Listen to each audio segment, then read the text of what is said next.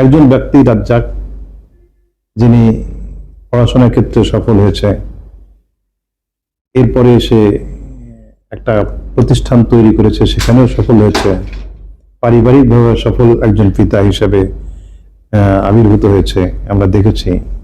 তো তার ব্যক্তিগত কোনো ভালো লাগা বা ভালোবাসা ছিল কিনা, এটা আমরা একটু জানতে চাই। তার মানে স্টুডেন্ট লাইফে এই ধরনের কোনো কিছু বিশেষ কোনো মুহূর্ত ছিল কিনা? বিশেষ মুহূর্ত বলতে সাধারণত আমার কাছে যেটা মনে হয়েছে যে সবসময় আমি খেয়াল করতাম যে আমার বাবা যেন কখনোই কষ্ট না পায় আমার দ্বারা। আচ্ছা আচ্ছা। এবং সেইখানে আমি যেমন ইকোনমি ছিলাম, যে যদি 300 টাকা বা 500 টাকা প্রয়োজন হয় তার বিষয়ে আমি কখনোই বাবাকে বলিনি যে আমাকে এই টাকাটা দেবে। এবং সবচেয়ে মজার বিষয়টা হচ্ছে যে আমি আমার মাস্টার্স লেখাপড়া করা পর্যন্ত আমি কোনোদিন আমার বাবার কাছে বলতে পারিনি যে আমাকে এই টাকাটা দাও। আমি মাকে বলেছি, মা সেটার ব্যবস্থা করেছে আমার বাবাকে বলে যে ছেলে আজকে রাশি যাবে বা তার এই টাকাটুকু লাগবে আর কি। তো সেই জায়গাগুলো থেকে ভালো লাগার যে মুহূর্তের যে ব্যাপারগুলো, যে সেটা আমরা যদি বলি যে কিছু রোমাঞ্চকর মানে পরিস্থিতি মুহূর্তের যে ব্যাপারগুলো, সেটা জীবনে কিন্তু সুযোগ হয়নি।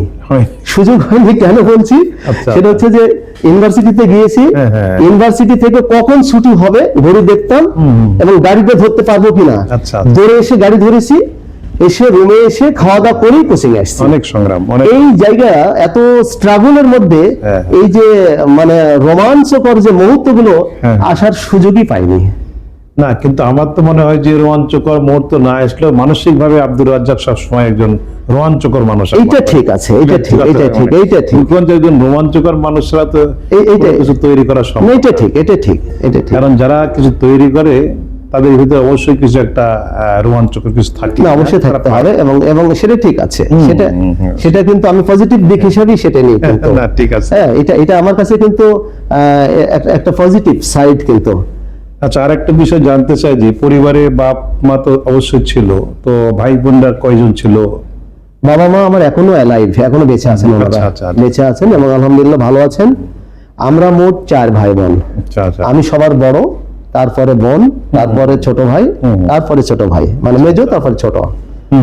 আমি রাজশাহীতে আছি। বোনের বিয়ে গ্রামে হয়েছে, আমার ফুফাতো ভাইয়ের সঙ্গে আত্মীয়ের মধ্যে বিয়ে হয়েছে। মেজো ভাই যেটা, সেটা ও গ্রামে কৃষিকাজ করে, সংসার দেখাশোনা করে। আর সবার ছোট ভাই যেটা, সেটা এখন জাপানে অবস্থান করছে। খুব সুন্দর। আচ্ছা, তুমি তো সারা জীবন শিক্ষকতা করেছো, এই 2001 সাল থেকে আজকে প্রিন্সিপাল হিসেবে আছো, হাজার হাজার ছাত্রছাত্রী পড়িয়েছো, তারা বাংলাদেশের বিভিন্ন জায়গায়, এমনকি দেশের বাইরেও বিভিন্ন জায়গায় তারা প্রতিষ্ঠিত হয়েছে।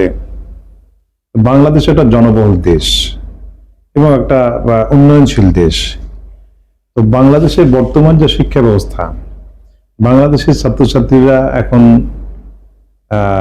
প্রচুর ছেলেমেয়েরা বাংলাদেশে এখন বেকার আর কি, লেখাপড়া শিখে তারা সেই ধরনের কর্মসংস্থান পাচ্ছে না।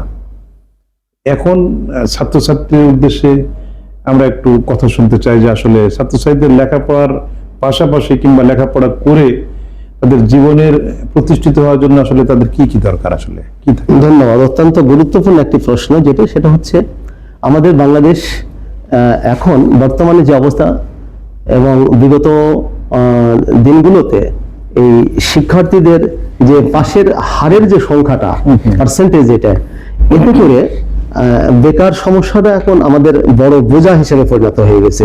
এই জায়গা থেকে আমাদের বের হওয়ার একটি মাত্রই পথ আমি মনে করি, এবং এটা বর্তমান সরকার কিন্তু সেটার প্রতি নজর দিয়েছেন আর কি। এবং মাননীয় শিক্ষামন্ত্রী, মাননীয় প্রধানমন্ত্রী এই বিষয়টা নিয়ে ওনারা বারবার কিন্তু এটা গবেষণা করছেন এবং বিশিষ্ট শিক্ষাবিদ তাদেরকে নিয়ে কিন্তু ওনারা পরামর্শ দিচ্ছেন। আমি মনে করি যে এই জায়গাগুলোতে কারিগরি যে এনরোলমেন্ট, এই কারিগরি এনরোলমেন্ট কিন্তু এখন 13 থেকে 14 মধ্যে। আমরা যদিও বলি কাগজ কলমে 20, কিন্তু 20 বাস্তবে নাই। এই কারিগরি এনরোলমেন্টটা যদি আমরা বাড়াইতে পারি, তাহলে কিন্তু আমাদের জেনারেল যে লেখাপড়াগুলো, জেনারেল লেখাপড়া করে ছেলেপেলেরা গাদা মাস্টার ডিগ্রি করে বসে থাকছে এবং কোনো কর্ম পাচ্ছে না, তারা বেকার হয়ে কিন্তু হতাশায় জীবনযাপন করছে। সেই জায়গাগুলো আমি বলবো ছাত্রছাত্রীদেরকে, যারা নতুন ভাবে যারা আসতেছে, যারা আর কি বিশেষ করে যারা এই যে সামনে 20 তারিখে এসএসসি রেজাল্ট হবে, আমি বলবো এখানে যে যারা ভালো তারা তো ভালো জায়গায় যাবেই। এবং যারা মধ্যম সারির যে স্টুডেন্ট গুলো, আমি তাদেরকে বলি তোমরা সবাই কারিগরিতে আসো, কারিগরিতে আসো, কারিগরি শিক্ষা নাও, এবং কারিগরি শিক্ষা নিয়ে তুমি নিজেই একজন উদ্যোক্তা হতে পারবে, নিজেই তুমি একটি কর্মসংস্থান তৈরি করতে পারবে, তুমি একটি কর্মযজ্ঞের মালিক হবে আর কি। তুমি ওই কর্মশীল জগতের তুমি কিন্তু মালিক হয়ে তুমি আরো 5 জন মানুষের কিন্তু কর্ম তৈরি করতে পারবে। এটাই আমার পরামর্শ থাকবে। জেনারেল শিক্ষা একটা পর্যায়ে নেওয়ার পরে তারা যদি কারিগরি ভাবে দক্ষতা অর্জন করতে পারে, এবং টেকনিক্যাল এডুকেশনটা যদি তারা বেশি নিতে পারে, রাইট, তাহলে তারা নিজেরাই উদ্যোক্তা হতে পারবে, এবং তারা দেশ এবং দেশের বাইরেও নিজেকে ছড়িয়ে দিতে অবশ্যই পারবে। এবং দেশের বাইরে কিন্তু এই যে টেকনিক্যাল হ্যান্ডের কিন্তু ব্যাপক ডিমান্ড কিন্তু। আচ্ছা আচ্ছা। এবং যদি আমার এই টেকনিক্যাল এডুকেশন ছেলেরা নিয়ে শিক্ষার্থীরা গ্রহণ করে, তার দেশে এবং বিদেশে তাদের প্রচুর জব সেক্টর কিন্তু আছে, এবং জবের কিন্তু অনেক সুযোগ আছে কিন্তু। আচ্ছা, আমরা একটু এডুকেশন নিয়ে কথা বলার পাশাপাশি আমরা আরেকটু জানতে চাই একজন টিচার হিসেবে তোমার কাছে, আমরা তো বাংলাদেশ এখন একটা এলাকা দক্ষিণবঙ্গ অনেক সময় প্রচুরভাবে প্লাবিত হচ্ছে, সেখানে উত্তরবঙ্গ আবার মরুকরণ হচ্ছে। হ্যাঁ, এখানে হাজার হাজার টিউবওয়েল বসানো হয়েছে, পানির লেয়ার কমে যাচ্ছে, গাছ কেটে করা হয়েছে, যে পরিমাণ বনভূমি দরকার সে পরিমাণ নাই, আমাদের নদী নালা শুকিয়ে গেছে। তা আমাদের জীব বৈচিত্র্য এবং প্রকৃতি নিয়ে কোনো কিছু বলার আছে কিনা? অবশ্যই আছে। আমরা একটা জিনিস দেখেছি, ছোটবেলায় আমরা যখন লেখাপড়া করেছি তখন আমরা দেখতাম যে বাংলাদেশের সমস্ত জমির 25% কিন্তু বনভূমি ফাঁকা আছে। এটা আমরা বই পুস্তকে পড়েছি। আমার কাছে এখন যেটা মনে হয়েছে যে বাস্তবিক অর্থে কিন্তু এখন 10%ও মানে বনভূমি আমাদের দেশে নাই। কারণ এই বনভূমিগুলো বনাঞ্চল তৈরি না করে আমরা এই গাছপালা আমাদের এগুলোকে আমরা কেটে কিন্তু এগুলো শেষ করছি, এবং সে ধ্বংস করার কারণেই আজকে আমাদের জীব বৈচিত্র্য যেটা এটা ধ্বংস হয়ে যাচ্ছে। একসময় আমরা দেখেছি যে বড় বড় গাছগাছালি ছিল, সেখানে কিন্তু বিভিন্ন ধরনের পাখিরা কিন্তু সন্ধ্যার সময় কিচিরমিচির করতো, এসে বাসা বেঁধে থাকতো, কিন্তু সেই জায়গাগুলো এখন সেই পাখিগুলো আজকে আর দেখা যায় না, কিন্তু সেগুলো কিন্তু তারা কিন্তু হারিয়ে গেছে কিন্তু। এবং এই হারিয়ে যাওয়ার পিছনে কারণটা একটাই, যে সেটা হচ্ছে যে আমাদের বনাঞ্চল না থাকায় এবং বনভূমি না থাকার কারণে।